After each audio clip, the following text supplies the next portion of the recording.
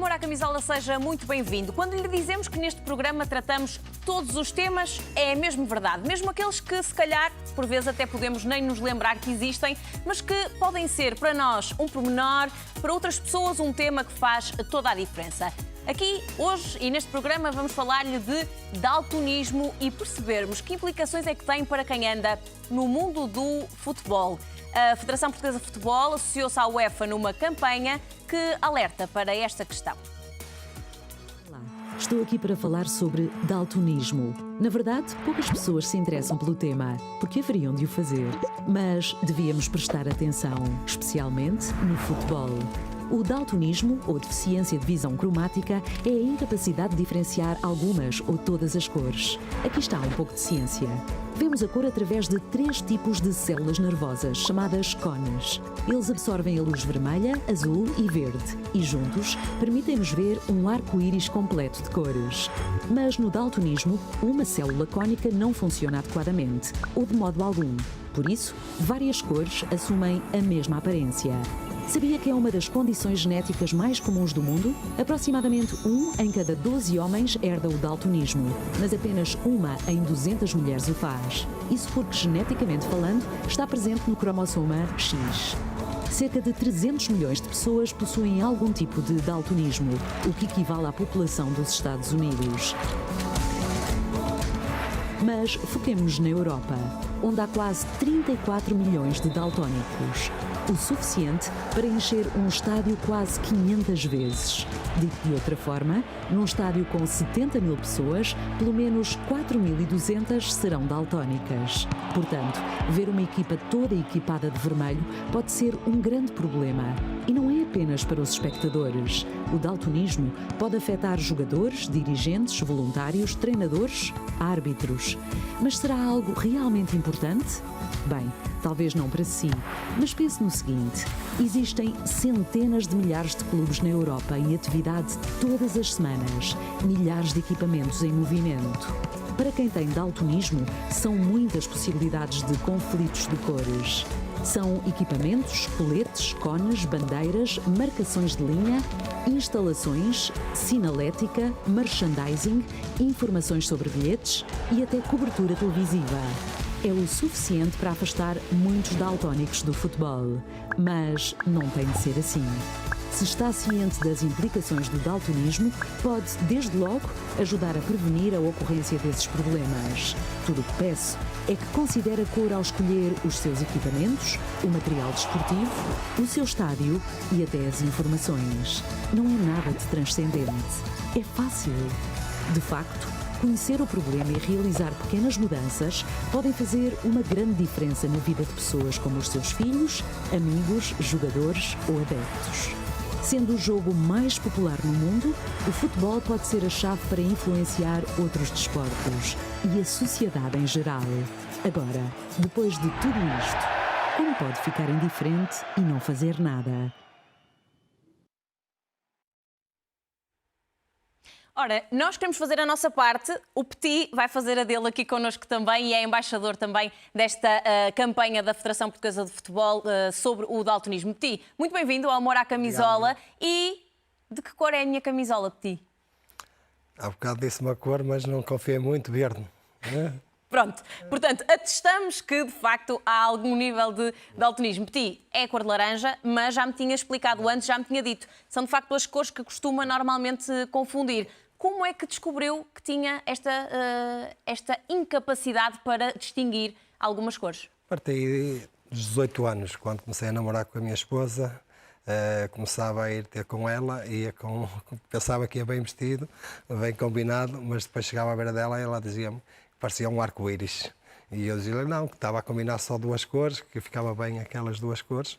Mas depois ela começou-se a perceber que eu tinha alguma dificuldade nas cores e até o dia de hoje ainda me faz alguns conjuntos para eu poder sair de casa.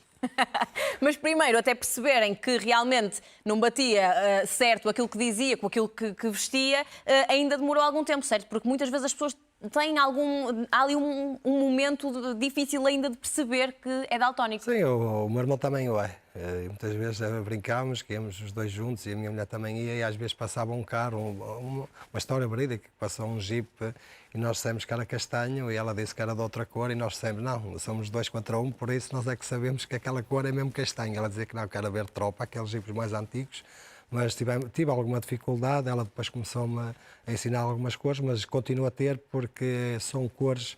Por exemplo, o azul, sei que é azul, mas não sei se é azul claro, se é azul escuro. Às vezes confundo o azul com o roxo, o verde com o amarelo.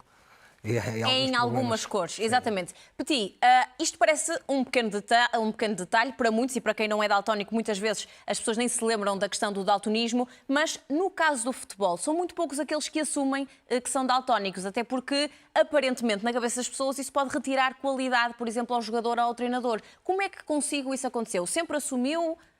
Não, por acaso foi há 4 anos, quando fui a um programa da RTP falar sobre isso. Muita gente não sabia, mas depois no futebol começa-se a falar e chegou aos ouvidos da RTP e depois convidaram-me e eu dei a cara sem problema nenhum, onde tinha mais dificuldades. Eu não passava a bola aos outros adversários, é normal. Sabia as cores dos clubes e é normal que eu saiba. Até contou que quando chegou à Alemanha eles acharam que podiam não ter feito uma grande contratação, não é? Não, porque era mais nos treinos, porque há aqueles treinos de posse de bola onde há 3 equipas e calhavam-me sempre 2 cores que eram muito parecidas e eu passava a bola sempre aos outros. Depois tínhamos que reagir, tínhamos que correr e ninguém já me passava a bola, não sabiam do que eu era daltónico, eu nunca o disse, mas depois começavam a ficar lixados comigo porque tínhamos que correr atrás dela e passava sempre aos outros e não jogava. E eles depois começaram-se a perceber, mas eu nunca disse que era daltónico, também não era uma palavra fácil falar em alemão. Eu por acaso ia-lhe perguntar, aprendeu a dizer daltonismo em alemão? Não, tinha o tradutor, mas ele também sabia, mas eu pedi a ele para não dizer. Certo, eles depois também acabaram por perceber pelo seu futebol que isso não fazia grande diferença, que tinham feito uma boa contratação.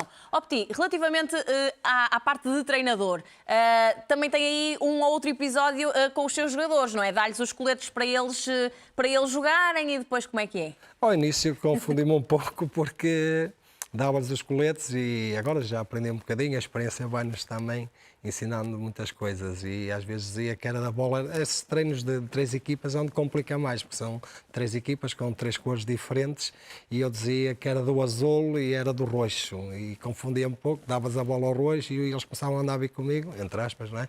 Que a bola era deles e eu pensava que aquilo era tudo da mesma cor e então começou a complicar. Mas agora também falei com o roupeiro, o técnico de equipamentos, e antes do treino ou logo no início de uma época eu peço as cores que me identifico para não errar, para não ter esses problemas. Claro, e são mesmo estratégias essas que eu acho que é importante explicar que há, e até para os mais novos. Petit, os mais novos, os mais jovens, devem dizer aos treinadores sem problema nenhum, certo? Sem medo de que sejam olhados como tendo menos capacidades. Sim, quando começam a crescer, depois estão ali nos 15, 16, 17 anos, que é uma fase que eles estão ali a dar um salto para poder ser profissional de futebol e às vezes os erros de passar a bola errado, como aconteceu a mim na Alemanha, e as cores são importantes, mas isso eles também têm que dizer a verdade. Quando no início de uma época fazemos os testes, também pode entrar o teste de se é daltónico ou não. Até para que possam ser ajudados da melhor forma, sim, não é? Da melhor forma. Nós, ao longo da minha carreira, aprendi porque comecei a fixar as cores das camisolas e saber as cores dos clubes. Por isso não errava muito, né? Mas é importante que a formação comece também a ter essas aulas de poder ensinar as cores, porque há muita gente, e eu também, só hoje de manhã soube que o Dimas também tem um adjunto que também é daltónico. E eu acho que quanto mais se fala na questão, mais pessoas vão assumir que são daltónicos e, portanto, acho que isso é só começar, porque depois eu acho que se ajuda, e é desta forma que se ajudam a resolver também estas questões, podem fazer a diferença na vida de muitas pessoas. O Petit juntou-se à Jéssica Silva e também ao Bruno Fernandes nesta campanha da Federação Portuguesa de Futebol em conjunto com a UEFA. O Bruno Fernandes não é daltónico, mas também deixa um apelo. Nenhum dos meus colegas se identifica como daltónico, mas obviamente há muitos jogadores a passar por este problema. Há que sensibilizar o mundo do futebol para isto. Às vezes, pequenas mudanças nas cores das sinaléticas dos estádios podem fazer toda a diferença. O futebol é uma língua universal e todos têm o direito de falar claramente. Fica o apelo do Bruno Fernandes, mas nós também vamos dar-lhe outro exemplo. Paulo Lima joga futebol numa equipa universitária nos Estados Unidos da América e também nos conta a sua história. Olá, meu nome é Paulo Lima e hoje venho falar um pouco sobre como é ser daltónico no mundo do futebol.